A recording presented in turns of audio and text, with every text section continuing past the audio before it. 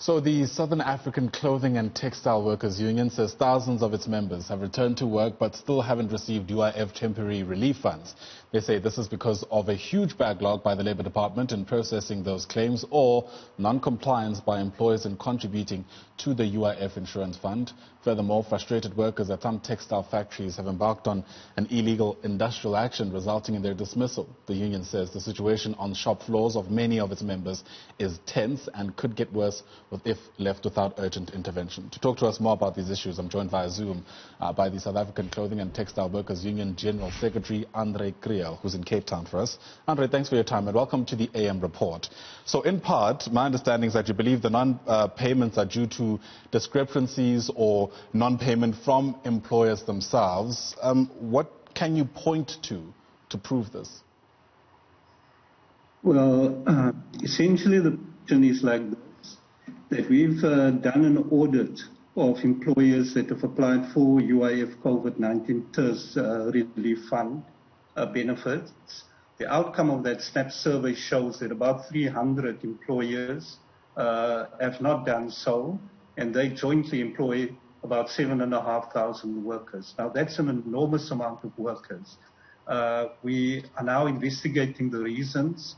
The reasons that are preliminarily coming out appears to be ranging from employers simply not just having made applications, some employers not having the technical capability to do so, some employers not having declared their workers, in other words, not having registered with the UIF, and other reasons like that. Our position is basically very simple, that every single employee in our industry is entitled to this relief, and it is the responsibility of employers to apply for that relief. If they haven't done so, then SACTWU will take action to compel them to do so. Workers are currently going through serious difficulties. That is, as we all know, because of the loss of income during the lockdown period. They're really struggling to feed their families.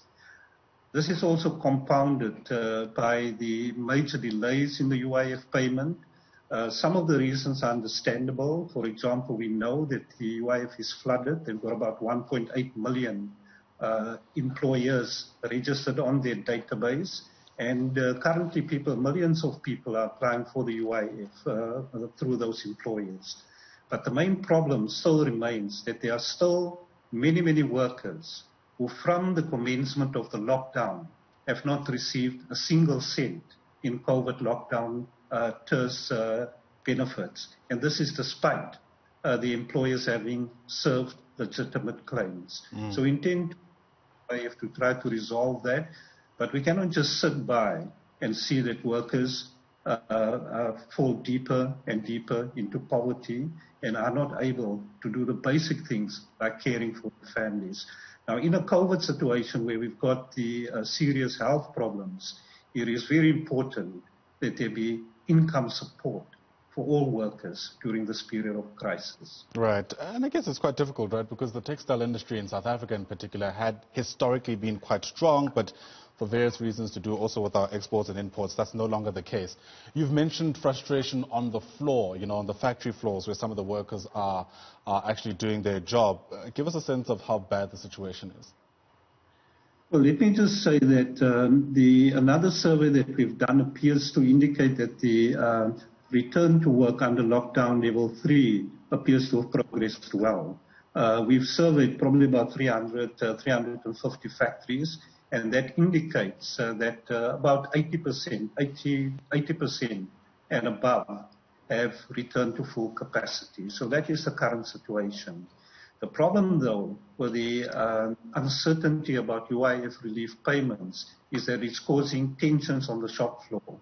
And that results in unprocedural industrial action and, at least in one known instance, a mass dismissal of workers. This is very sad because these are circumstances that are beyond the control of the workers, to an extent beyond the control of the employer and beyond the control of the trade union, because it's a matter that is out of our hands. We are not able to do the actual processing of the TERS payments. That is the job of the UIF.